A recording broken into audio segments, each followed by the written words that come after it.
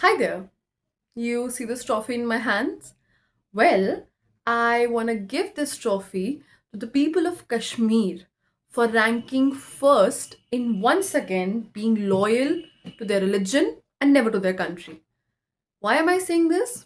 Well, Kashmir in India is sending crores to Iran. Not for home, but for a war which is going on thousands of miles away. So is this humanity or hypocrisy? As Iran faces conflicts in West Asia, Kashmir has witnessed a massive donation wave cash, gold, copper utensils, even livestock after an appeal by the Iranian embassy in Delhi. And these aren't small numbers we're talking about. Nearly 17.9 crore rupees plus valuables have already been collected. Budgam alone contributed 9 crore rupees. For many, this was not just charity, it became a religious obligation. But here's the uncomfortable part. While generosity is pouring out across borders, there's barely any conversation about them being accountable at home. And now, even the Indian intelligence is raising red flags.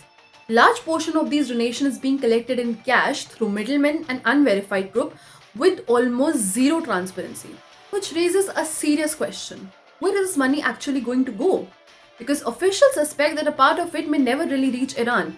Instead, it is going to be used for personal gain or even worse, anti-India and separatist activism. And this is not the first time. A similar case in 2023 exposed how emotional fundraising was allegedly misused. Now, here's the contradiction. People are donating gold save for their daughters' weddings for their loyalty towards their religion, but when it comes to serving their own land, they fall silent. Intentions may be genuine, but priorities and the system behind them deserve a serious questioning. So tell me, what comes first, religion or nation?